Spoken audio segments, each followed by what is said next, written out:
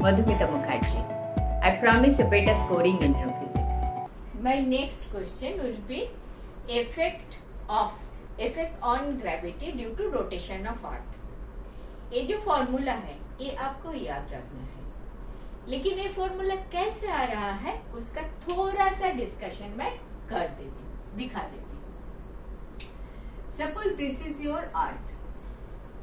ये अर्थ, इसका जो एक्सिस है, एक्सिस के चारों तरफ रोटेट कर रहा है with an angular frequency omega. ठीक है. This is the centre of the earth and you are here at a point P. At a point P, you are here. ठीक है. Your direction due to gravity, जो force का जो direction है वो इधर होगा, towards the center. And you, because earth is moving, you are making a circular motion like this.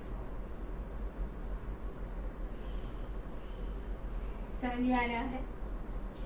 At this point, P point में आप एक सर्कुलर मोशन बना रहे हो दिस पी पॉइंट में, एंड यू समझ रहे हो.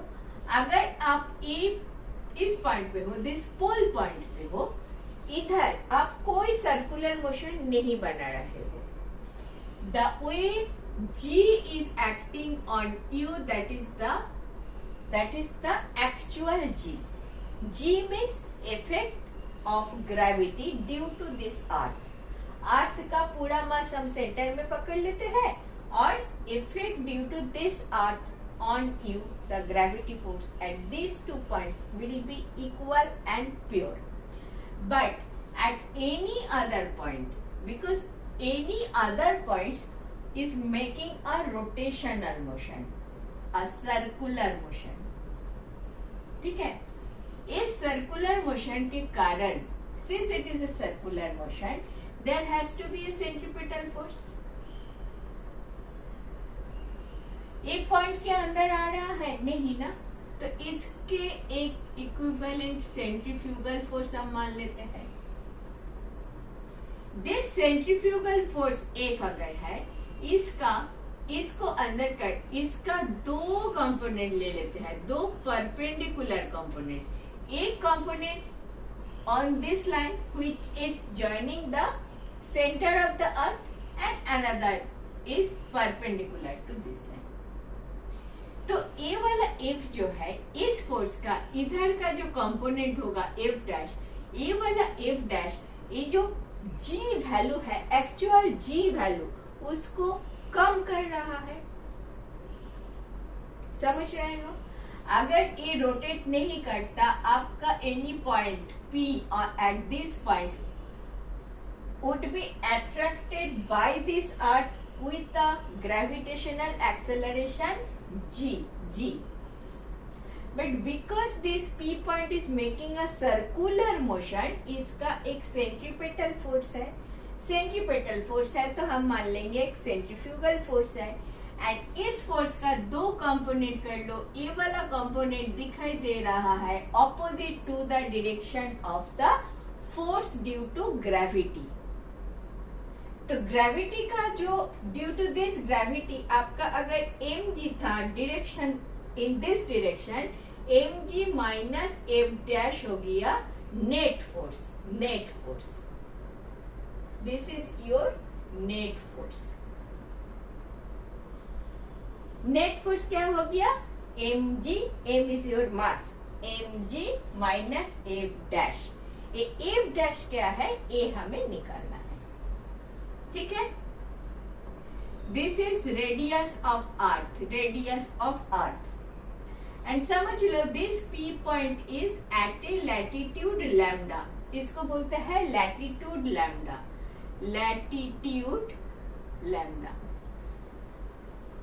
ठीक है. If this is lambda, see these two are what angle? Similar angle. These two are similar angles, so this is also lambda. and if this is lambda and these two are alternate angles, so this thing is also lambda. Clear? This thing is also lambda. मैं इसको इस circular motion का path को थोड़ा सा रब कर रही हूँ क्योंकि ज्यादा दिखाई नहीं दे रहा है. दिस इज ऑल्सो आपका लैम्डा. इज ये डाला फिगर समझ में आ गया? This is your radius. This is the radius of the circular path that P is making. This is lambda, तो this is lambda.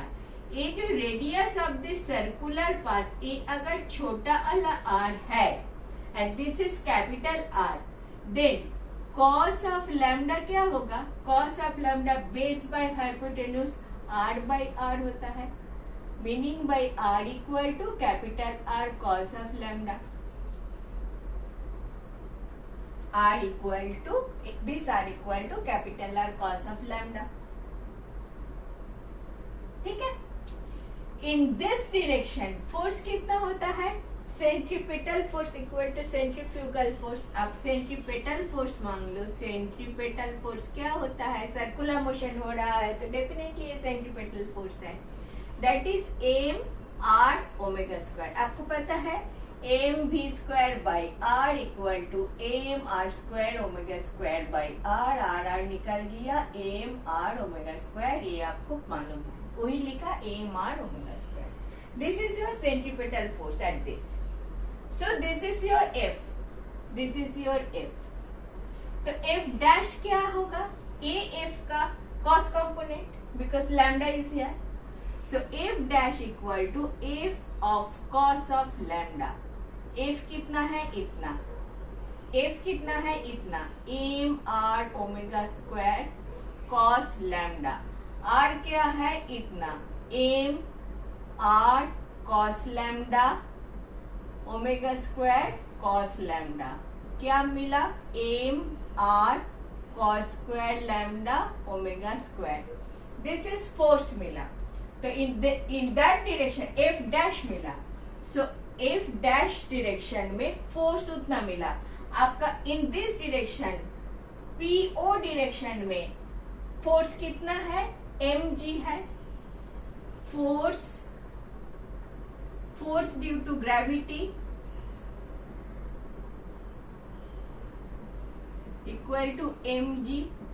So net force due to gravity, this is actual force.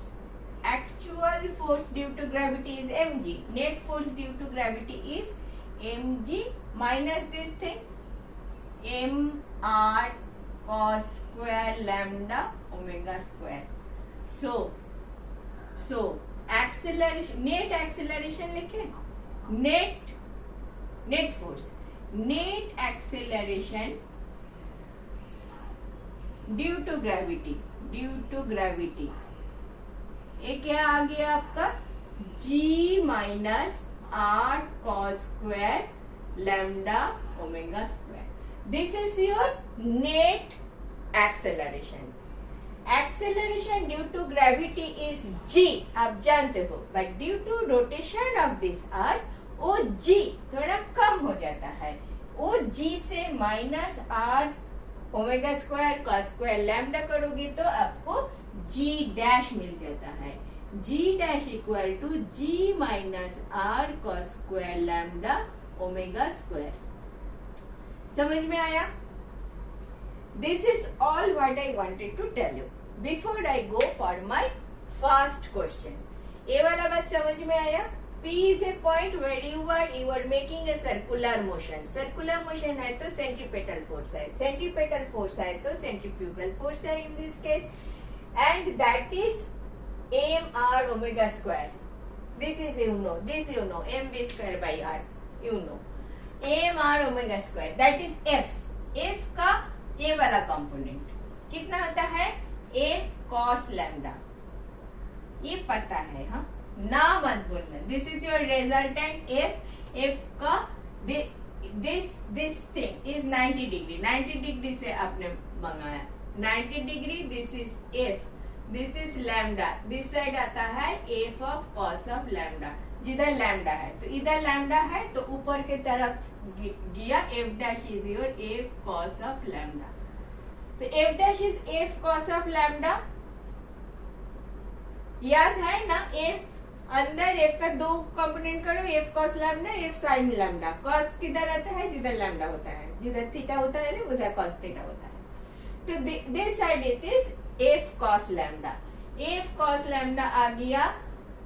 F का value देख, M R omega square, M R omega square cos lambda, and this छोटा वाला are जो this are circular motion का जो radius है वो are is, आपको पता चल गया from this triangle, this is R cos lambda, R cos lambda डाल दो तो आ गया। This is your net acceleration due to rotational motion of the earth. ठीक है? तो based on this theory, we will tackle our next question. Okay?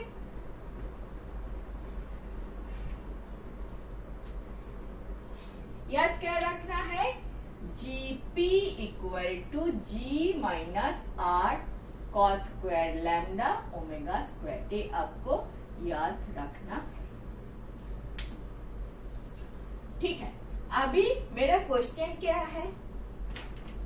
मेरा question is 11 number question of this series, and ये question आया था 2014 में, question number 11 of this series.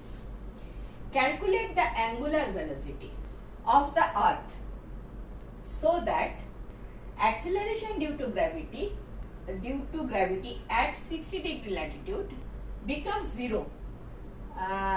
दे दिया क्या? रेडियस ऑफ अर्थ दिया है 6400 kilometre. Gravitational acceleration at pole equal to 10 metre per second square, and भी दे दिया cos ऑफ 60 डिग्री आपको दे दिया इज 0.5, 60 डिग्री 0.5, ये सब दे दिया। अभी ऑप्शन क्या दिया? 7.8 into 10 to the power -2 radian per second. B option दिया 0.5 into 10 to the power -3 radian per second. C option दिया 1 into 10 to the power -3 radian per second, and D option दिया 2.5 into 10 to the power -3 radian per second. Question समझ में आया? Question पूछ रहा है अर्थ का वेलोसिटी, अर्थ का एंगुलर वेलोसिटी, अर्थ तुम्हारा इसका angular velocity which is your omega कितना होना चाहिए ताकि जो पॉइंट 60 डिग्री लैटिट्यूड में है इसमें कोई ग्रेविटेशनल फोर्स ना रहे। मीनिंग बाय ग्रेविटेशनल फोर्स जी तो इधर होगा ही होगा, लेकिन ये वाला फोर्स का ये वाला कंपोनेंट इतना होना चाहिए कि ग्रेविटेशनल फोर्स नॉलिफाई हो जाए। आपको क्या था? ये वाला पॉइंट आपका P था इस फॉर्मूला के हिसाब से। So GP equal to G minus R cos square lambda omega square. GP क्या है? 0 हो जाए। 60 degree latitude gravity becomes 0, so it becomes 0। 0 हो गया तो G minus R cos square lambda omega square. Omega square निकालने के लिए बोला है, R का वैल्यू दे दिया, लैम्डा का वैल्यू दे दिया, G का वैल्यू दे दिया। G एट पोल, पोल मतलब this pole, this are two poles. देखो पोल में 10 मीटर पर सेकेंड स्क्वायर दे दिया, मीनिंग भाई ए वाला पोल में जो G का वैल्यू है अर्थ के रोटेशन के कारण इसमें कुछ कमी नहीं हो रहा है G का वैल्यू, क्योंकि ये पॉइंट तो रोटेट सर्कुलर मोशन बना नहीं रहे हैं, वो तो पोल है। इसी पॉइंट को एक्सिस बना के तो अर्थ घूम रहे हैं, तो G का वैल्यू कम नहीं हो रहा है उधर। ठीक है, दैट इज यार G का वैल्यू। इधर से G equal to R cos square lambda omega square. तो तुम्हारा ओमेगा स्क्वायर चाहिए, omega square equal to G by R cos square lambda. G का वैल्यू कितना दिया 10, आर का वैल्यू 6400 किलोमीटर, किलोमीटर को मीटर करना है, किलोमीटर को मीटर करना है, metre is the SI unit not kilometre. And cos lambda cos 60 degree, cos 60 degree equal to half दे दिया आपको, हाफ मतलब 1/2, तो cos square 60 degree equal to 1/4, तो इंटू 1/4 आपको दे दिया। ठीक है, तो 1 0 तो निकाल ही दो, फिर 1/3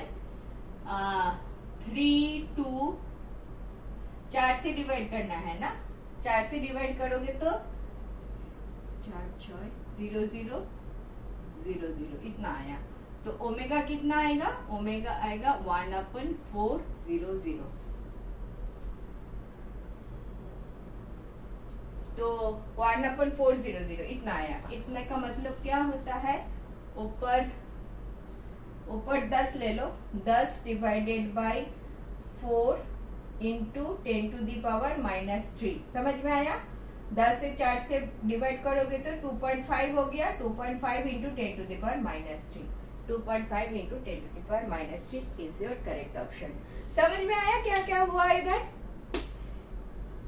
8 एक्सिस के बराबर घूम रहा है, इसीलिए every point except the pole point, 2 pole points को छोड़ दो, बाकी सारा पॉइंट एक सर्कुलर मोशन बना रहा है। सर्कुलर मोशन के कारण एक सेंट्रीफ्यूगल फोर्स हो रहा है।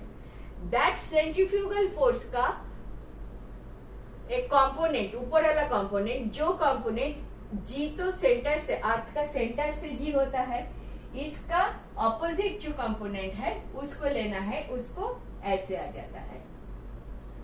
आपका क्वेश्चन के हिसाब से पी पॉइंट पे 0 इफेक्टिव ग्रेविटेशनल फोर्स 0 होगा। कब? जब 0 होगा तब ओमेगा का वैल्यू कितना होगा? ओमेगा का वैल्यू आपको निकालना था 2.5 into 10 to the power -3 radian per second.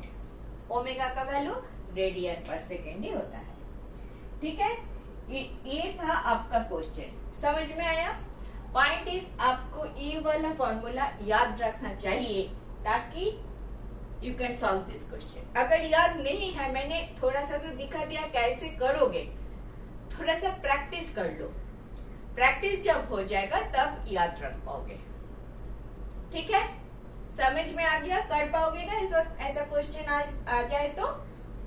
ठीक है, thank you for watching. Last 20 years questions I have explained like this. If benefited, to watch.